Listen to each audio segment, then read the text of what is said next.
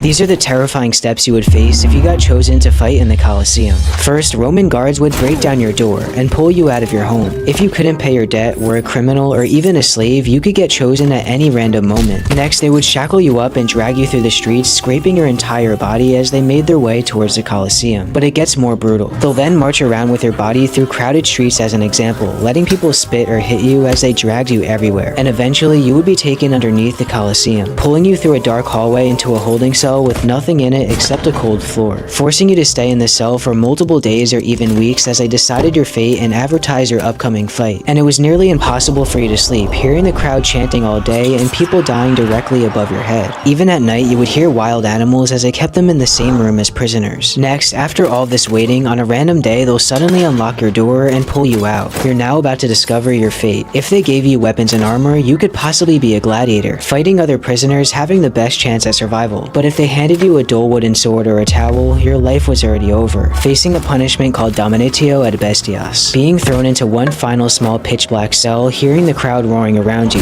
praying to fight something easy, eventually opening the door in front of you, walking out and seeing a crowd of over 50,000 people cheering for your death. And in a moment of truth, the Roman guards will raise a small platform within the Colosseum, being met with whatever animal you have to face, which they specifically starved and agitated. You could try to fight back, but the best thing you could do is accept your fate.